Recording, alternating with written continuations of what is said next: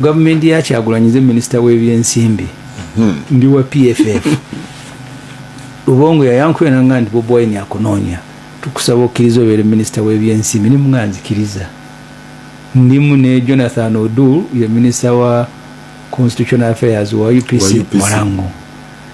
ndimu ne Attorney General ne Wagaba Mukiga yaliwe nare mukati independent bobigambe by'abantu nga batandikuganduza ndise muju ajerega teri yagenda kwata government nebera ya kibiina ki ekyakana ashuwayo buli anagikwata Museveni olwawamba ate yenga ina n'omukisa yakwata ya mundu ne bayita basemwogerere bazaka olumu basebana Kizito Damiano Lubega nimwe nare mtugenda kunoonya ya abantu nga government omazo gikwata kuba no mu Uganda mwebali nabo batekemu tosobola kulembera nsi ng'ogikulembedde na group yo okujjako ng'owambyeko ka kingdom n'ogenda ka creating eyo sijja kwogera bitu natumayinza okunyiiga naye oba onoonya kulembera Uganda as a matter of necessity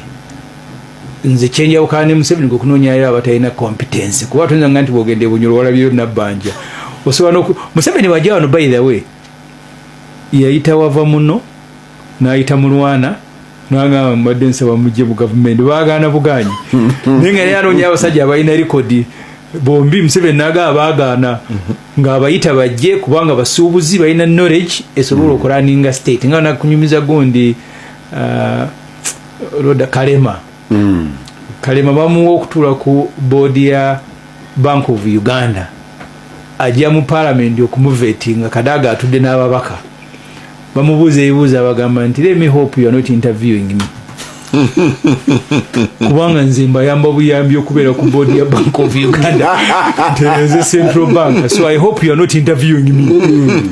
kati bweyagenda babaka nago omusajja oyo yajjoga Kadaga n'agamba muve ku basajja abaganda abasoma kyabagamba ekituufu ajja kubayamba era ne bamuyisa so mulimu institution government oteka okunoonya abantu bonna abalala n'okola nabo okunoonya obululu bw'oba onoonya obuwanguzi buli muntu omwetaaga era nze embeera ewange nensanga abeena ali nanga nkuwagira ne mubuuza bulungi n'osanga wannuupu n'agandi naawe n'osanga kubanga Peter nze nawangula akalulu akawedde nga ndi wa FDC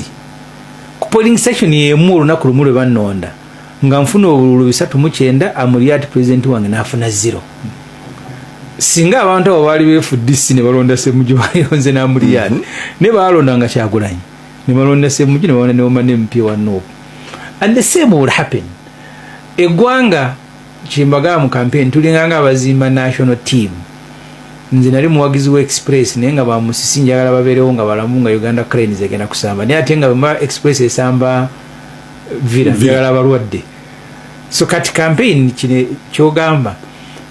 nzize okukya salamu Musumba I hope bannange my friends my sisters ne my brothers tebagenda kutuka ku point nga bali nga we cannot retrieve each other Abuli mpa perspective eyo omanyi mmwe kati essaawa eno muli mu deep ya campaign n'omukulu bwagira naga nti nze ninnye kati njagala kwogera at a global African level pan African level no kati mulimu ebintu bibiri okusooka Bannakenya si bangi nnyo abaagala Museveni era ndowooza Museveni okusalawo okolagana ne Ruto nakyo takikola ndi omukwano gubali bubi naye kiri ndoza kiyagaye kyakooyo ekyokwegayirira buli government alina omukolako omukwano okusobola okusigala nga atambuza ebyobusuubuzi bya Uganda ebiyitire Kenya n'obutabeera na simple political science buli mwasi mumanyi nti okuba ne baneighbor nga muli mu lutalo nakyo tiyali sobodde gendayo kuwambirayo Besigye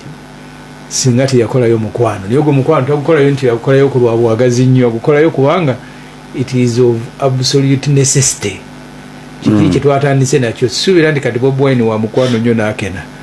nga gwavudde ku ki naye bw'oba ogenda omuntu obonako by'omwagaza mukola omukwano mwembi nga gwa bukuusa naye nga guli necessary ndi mu kitundu mwe ngenze nsanzeemu akulemberamu yakena so nyino mwiso obulungi ekitundu kinyanirize enfuna emirembe kati Museveni akaddiye abakadde batandika okugera ebintu nga bye babiraba nga kyekizibu n'ekyo ekimuli mu mutwe kati obukadde bulinga ngo baguma koza alwanyisa kunywa mwenge basigala byombi omwenge bamudifeati nga yabireeta ewammwe mu palamenti omuntu watamira abatamivu batera okwogera abaganda kyebabagamba nti gambo b wamwenga alisanga ku mwoyo libaako nga kweri nga tafunanga kaleji ekola ki eryogera kati Museveni kaleji agijje mu bukadde because bukyanga jja mbuyiza myaka 4 takolangako statement gye yakoze ne kati akaddiye nze nkooye nze nenegayirira ono nenegayirira bulina kuyegayira katandise kuyomba so nze kizibu kyendaba namba nti bannakenya bakyawa Museveni kyovola ne badde bekalakasa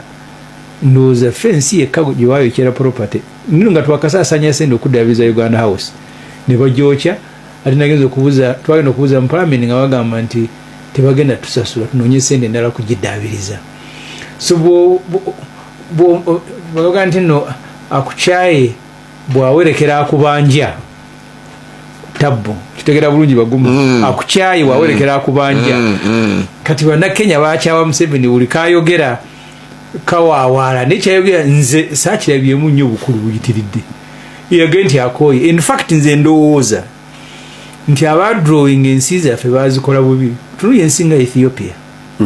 waggulu ng'enayo Eritrea ne Djibouti bombi butini n'osanga Somalia ku saidi endala eva eno wansi n'etuuka eri omuntu eyagikola singa baali badde ekitundu kimu ekya Somalia ekiwa Ethiopia okutuuka ku mazzi ne bakiwa Ethiopia ne bakijje n'omuno ne bakiwa kagamba naye awe batyo ensi bwe baazisala jjukira Busirege batusomesanga aba partitioning Africa Berlin Conference point emdini yaffe batugamba nti jaakum fasiku binaf omuntu omubi bw'aba azze n'amawulire fasiku binaba ifatabayyan omuntu omubi bw'aba yaleese amawulire mulina ogetegereza gaba gakwetegereza kati ekyo omulimba omubi bw'abanga yaleese amawulire fatabayyan mugetegereze naye bw'abeera baguma yazze nangambe nga nti baguma bange tewaliwo obuzibu naye kati Museveni buli kyanayogera mpaka lwanawummula bannakenya bamuyinako obukyayi kyova olaba lwe beekalakaasanga ebyokulonda byabwe ati badda mu ku aprutinga leyirwe gye Uganda nga tena wekwataganya na disakameni mu Kenya naye gw'oli bad neighbor kakati n'ogattako bino ntukite ndapinzi bannakenya kooti negamba mubate Museveni abaana nga ntwale tubatadde mu firiji era ng'omukadde bwali these are very sensitive issues in fact Museveni adaina kuvaayo kunenya aba security okukwata bannakenya nga bwakola because Museveni is a very intelligent person ne kati obukadde tebukyamuyinza awo Museveni oli omukadde yadde agenda kunenya abaana ba security agenti mbadde sikimanyanga nako nti bannakenya bali wano agambe era I ordered for their release immediately naye naavayo na owning up nti kati ffe tubadde tubalina mu firiji kati gwe byolowooza nti bannakenya bakuwulirirako batya so kati Museveni akaddiye atandise okukola ebintu eby'emyaka gye kakati amusuubira okukola ebitali bya myaka gye nze abantu ne kasokoso constituency mbabuulira Museveni mugezi just bad hearted mutabani we yesi mugezi byo byakola biri mu busobozi bwe naye you deal with an intelligent person experienced naye kati akaddiye kati byakola bya kikadde kati bannakenya abawadde wakuyomba wakakwata abantu abo wakabata kati lujja kukoya ampuliriza lutindo